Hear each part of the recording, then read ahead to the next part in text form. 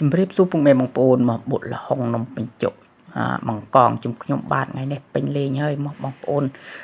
មានគ្រឿងក្រូគ្រប់បែបគ្រប់យ៉ាងយើងត្រៀមរបស់ណាបងប្អូនណាមានបង្កងខ្ញុំបាទបានចាប់ផ្ដើមធ្វើបង្កងដើម្បីយកទៅ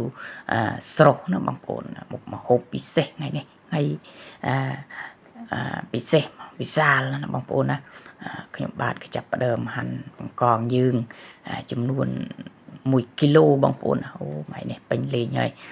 ដាក់បេកពោះត្មងឲ្យស្រក់ទឹកមាត់ត្មងហើយនេះការធ្វើម្ហូបរបស់ខ្ញុំបាទណាម្ហូបពិសេសថ្ងៃនេះបុលហុងនំបញ្ចុក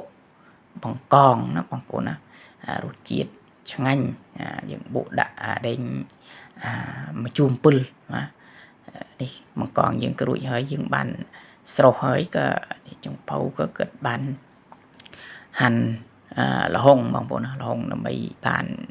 យកទៅបុកបានអូជារសឆ្ងាញ់ណាបងប្អូនណាលហុងយើងចំនួន2ផ្លេដាក់ច្រើនសម្បើលហុងទូចទេបងប្អូនណាមួយខ្លាចមិនចេះដាក់2ទៅដាក់2បាត់2ចានបេកពោះត្មងចិនហើយបង្កងយើងស្រុះចិនហើយក៏យើងបានដួសដាក់ចានដើម្បីបំរុងនឹងទៅបុកដើម្បីទៅបុកដើម្បីបានហូបណាបងប្អូនណានេះបានមួយចាននេះចុងភៅក៏បុកលហុងដាក់ពីងប៉ោះដាក់សណ្ដែកដីហាន់ពីងប៉ោះដាក់ហើយបងប្អូនពីងប៉ោះយើងបានជារសក៏លុបឲ្យបានចូលជាតិបងប្អូនណារួចហើយក៏យើងដាក់តាមដោយប្រហុកនេះប្រហុកទឹកប្រហុកឆ្ងាញ់ប្រហុកខាងនេសាទបងប្អូន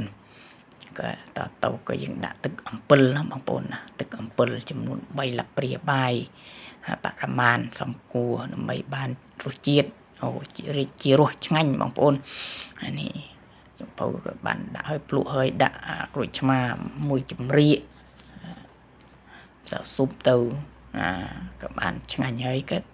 ដាក់លហុងចូលបងប្អូនណាភ្លក់មើលឆ្ងាញ់ហើយក៏ដាក់លហុងចូលដើម្បីបាន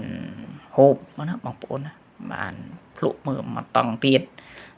ឆ្ងាញ់ហើយក៏ដាក់គង់ចូលណាបង្កងបងប្អូនបង្កងយើងស្រុះមិញថ្មីក្តៅដាក់ចូលរួចហើយក៏យើងបានដាក់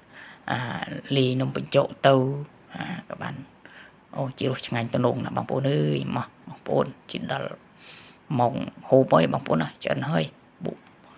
ໄວឡាដល់ឡាបងប្អូន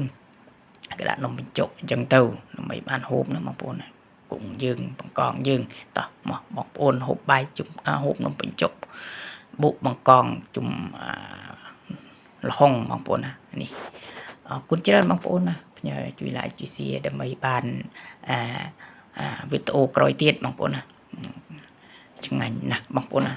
ដៃ2ដៃ3មានតែដៃទេដាក់ទៅ1រៀម5បងប្អូនឆ្ងាញ់ឡើងខ្វះ